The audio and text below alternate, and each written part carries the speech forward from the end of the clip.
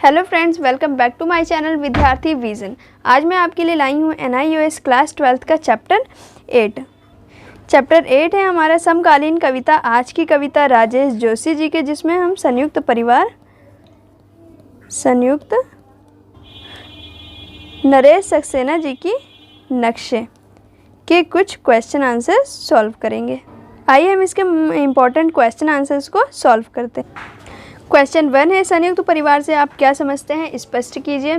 संयुक्त परिवार वह परिवार जिसमें दादा दादी, चाचा चाची सहित चचेरे भाई बहन आदि होते हैं, उन्हें ही संयुक्त परिवार कहा जाता है। इसका सेकंड क्वेश्चन है, संयुक्त परिवार क्यों टूट रहे हैं, अपने विचार लिखिए। बदलती हुई आर्थिक व्यवस्था के दबाव के कारण लोग अपने कस्बे और गांव से चले जाते हैं।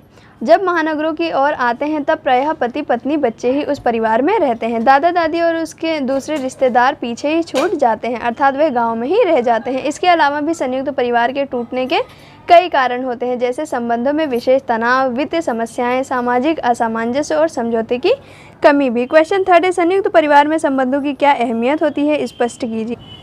संयुक्त परिवार में संबंधों की अहमियत यह है कि वह एक साझेदारी और समर्थन स्रोत प्रदान करते हैं।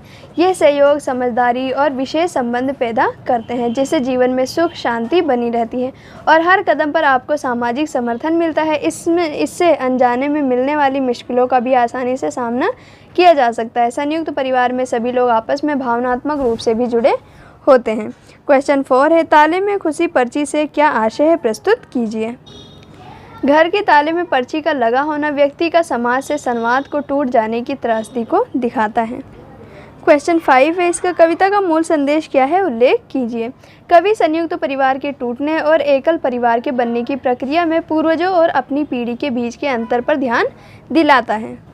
फिर कवि कहते हैं, जहाँ उनके बाबा को सारा शहर जानता था, वहीं उनके पिता की पीढ़ी से अजनबीपन का यह दौर शुरू हो गया। लेकिन तब भी उनके पिता को 4 मोहल्ले के लोग भी जानते थे, लेकिन कवि की पीड़ा में उसके पड़ोसी तक उसका नाम नहीं जानते। द्वार पर आया हुआ अतिथि दरवाजे का ताला देखकर कवि के घर से लौट गया है। ये ताला आज नगरों में रहने वाले व्यक्तियों के सामाजिक अलगाव को इंगित करता है। उपभोक्तावाद, पूंजीवाद और व्यक्तिवाद ने हमारे मूल्य व्यवस्था को बेहद क्षति पहुंचाई है। यह कविता का मूल संदेश है। क्वेश्चन 8 है, नक्शे कविता का मुख्य विषय वस्तु क्या है, संक्षेप में उल्लेख करें। नक्शे कविता 2 स्तरों पर चलती है। पहला, नक्शे और मानचित्र के संदर्भ में। यहाँ नक्शा, पैमाना आदि जैसे शब्दों का मूल अर्थ के अलावा प्रतीकात्मक अर्थ विस्तार भी है। प्रतीकात्मक अर्थात जब किसी का प्रतीक हम देते हैं उसे ही प्रतीकात्मक कहा जाता है। नक्शा इस पूंजीवादी व्यवस्था द्वारा तैयार की गई उन तमाम योजनाओं का प्रतीक है जिसमें आम लोग और देशों को शामिल करने के लिए मजबूर किया जाता है, जिसमें व्यक्ति, प्रकृति, संवेदना और मानवीयता के लिए कोई जगह नहीं है, जहां हर चीज़ वस्तु और उत्पाद की तरह देखी जाती है, जहां गलाकाट, प्रतिस्पर्धा, व्यवसाय और मुनाफाखोरी ही उद्देश्य होती हैं, जहां शक्तिशाली राष्ट्र और लोग ही तय करते हैं पैमाना अर्थात आधार। वे जब चाहे पैमाने को छोटा या बड़ा कर किसी को नक्शे में शामिल कर सकते हैं तो किसी को भी नक्शे से गायब कर सकते हैं। क्वेश्चन 9 है, नक्शे कविता में कवि का कहना है कि हम सब एक नक्शे में रहते हैं। क्या आप कवि के इस विचार से सहमत हैं? पक्ष या विपक्ष में अपने तर्क दीजिए। नक्शे कविता में कवि का कहना है कि हम सब एक नक्शे में रहते हैं। कवि के इस विचार से हम सहमत हैं, क्योंकि हमारे जीवन की छोटी छोटी चीज़ भी इन नक्शों की भेंट चढ़ चुकी है। पैंट और चप्पल उन छोटी चीज़ों के प्रतीक है जिनका उपयोग हम दैनिक जीवन में करते हैं। चोटों की निशान हमारी स्मृति और सुख दुख का हिस्सा है, जो नितांत व्यक्तिगत चीज़ होती है। नब्ज, रक्तचाप और तापमान हमारे शरीर के उन हिस्सों की ओर संकेत करते हैं जिस पर सिर्फ और सिर्फ हमारा ही अधिकार होना चाहिए, चाहे वह शारीरिक बीमारी के रूप में ही क्यों ना हो। परंतु नक्शे के इस ज़माने में कुछ भी हमारा नहीं है, ना ही सपने और ना ही स्मृति। ये सभी के सभी वस्तुओं उत्पादन के रूप में तब्दील होकर किसी न किसी नक्शे में समा गए हैं। मतलब कि हम और हमारी चीज़ खत्म होती जा रही है और तरह तरह के नक्शे तैयार हो रहे हैं। क्वेश्चन 11 है, कवि ने ऐसा क्यों लिखा है कि नदियों को अब नक्शे में ही रहना अच्छा लगता है। नदियों को अब नक्शे में ही रहना अच्छा लगता है। कवि ने ऐसा इसलिए कहा है क्योंकि सिर्फ नक्शे में ही नदियाँ साफ और चमकदार दिखाई देती हैं। वास्तविक रूप से तो नदियों को प्रदूषित कर दिया गया है, इसलिए नदियों को अब नक्शे में ही रहना अच्छा लगता है। क्वेश्चन 13 है, कविता के आधार पर लिखिए कि हर कोई नक्शे में शामिल होने के लिए क्यों परेशान है। इस व्यवस्था में नक्शे ने ऐसा आकर्षण और आवश्यकता पैदा कर दी है कि हर किसी को नक्शे में शामिल रहना ही श्रेष्ठ लगता है। हम इस व्यवस्था के शिकार वह तमाम लोग हैं जो किसी भी कीमत पर नक्शे में शामिल हो जाना चाहते हैं, जिन्हें वर्तमान और खुद पर भरोसा नहीं है और मनुष्य की चिंता से भयभीत हैं। नक्शे से बाहर छूटने की आशंका उनके इसी भय को अभिव्यक्त करती। क्वेश्चन 14 है, कविता में नक्शे के बजाय आँखों को कसूरवार ठहराने से कवि का क्या आशय है।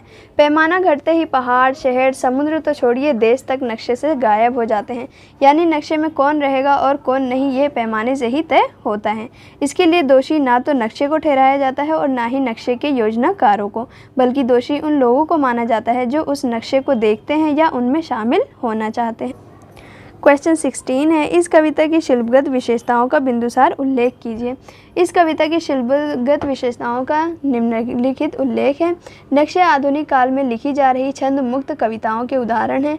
नक्शे कविता में ना तो छंद है और ना ही तुकबंदी। आधुनिक कविताएं छंद विहीन होते हुए भी आंतरिक लय के कारण कविता होती हैं। नक्शे कविता में आंतरिक लय के कारण ही कविता है।